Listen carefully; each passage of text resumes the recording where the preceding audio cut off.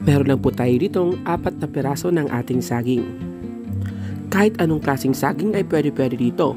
Basta't siguraduhin lang natin na yung ating gagamitin na saging dito ay yung hinog na.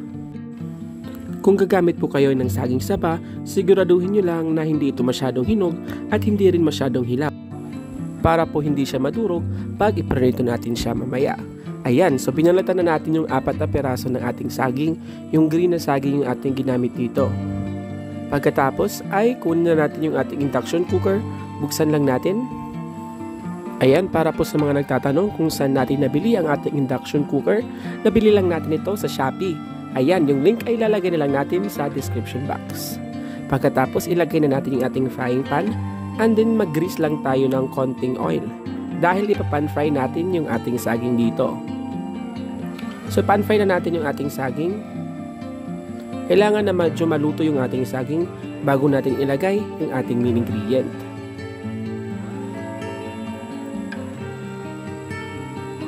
Ayan, yan yung sinasabi ko kanina guys, na kailangan talaga hindi masyadong hinog at hindi rin masyadong hilaw ang iyong saging para hindi ito madurog pag iprinito na natin.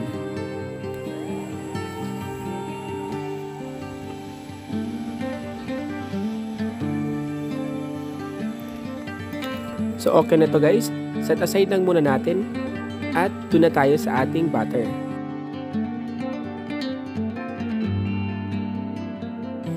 Ayan, para po sa ating butter na ilalagay ay sa isang mixing bowl nga ay maglagay muna tayo or mag-crack ng 3 piraso ng ating itlog.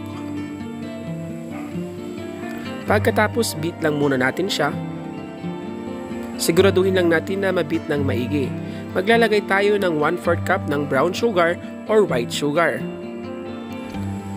Ayan, pagkatapos ay maglalagay po tayo ng ating napakasarap na Jersey Evaporada. Buksan lang muna natin siya. Ayan o, nakabili na tayo ng ating can opener. Pagkatapos ay kuha lang tayo 1 cup lang ng ating milk or yung ating evaporada, yung ating gagamitin dito. Pagkatapos ay ibuhos na natin dun sa ating itlog and then mix lang muna natin siya bago natin ilagay yung mga dry ingredients. Pag nahalo na nga guys, ilagay na natin ang 1 teaspoon ng ating baking powder, 1 cup ng ating all-purpose flour, and then mix lang natin siya ng maigi. Ayan, nilipat natin sa mas malaking mixing bowl. Pag na-mix na natin siya, ay ilalagay na natin yung ating main ingredients na isang sachet ng ating Milo. Ibuhos natin siya agad, and then mix lang ulit natin.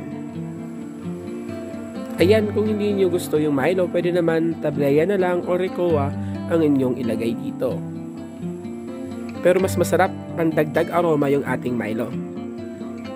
Pagkatapos, set aside lang muna natin and then balikan na natin yung ating saging at buksan natin yung ating induction cooker. Medium heat lang ito guys ha. Pagkatapos maglagay tayo ng konting oil and then ayusin natin yung postura ng ating mga saging para maganda yung plating mamaya. Pagkatapos ibuhos natin agad yung ating butter.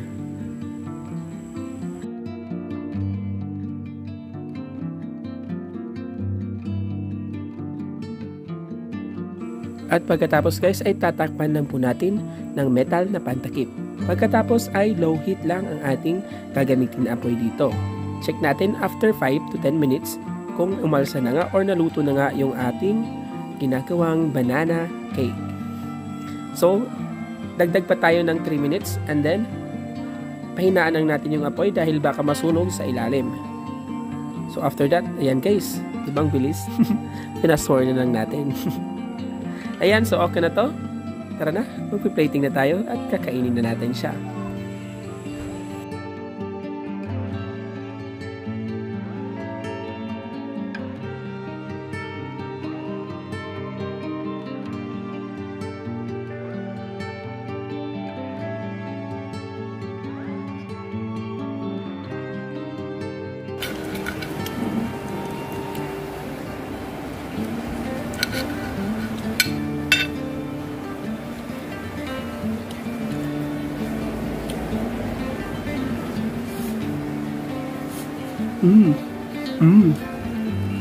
Ang sarap niya.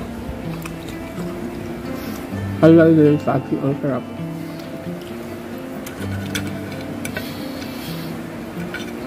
Kaya lang medyo mainit. Pero masarap siya guys, promise. Ayan o. Medyo nagtututong siya sa ilalim. Kaya lang ang sarap niya.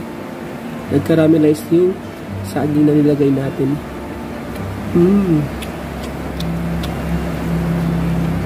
Perfect.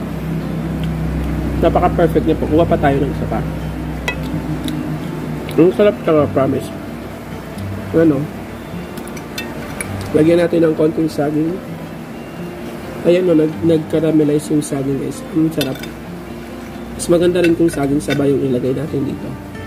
Pero so far, ang sarap niya, promise. Walang harong ka-etchusan. Lagyan natin ng nag-caramelize sa saging. Kahit medyo mainit siya guys. Pero ang sarap niya, promise. Paulit-ulit ako dun ah. Pero masarap talaga siya. Kaya try nyo na. Tikman natin. Ayan o. Sarap. Lipan natin kasi medyo mainit. Sarap. Ang sarap.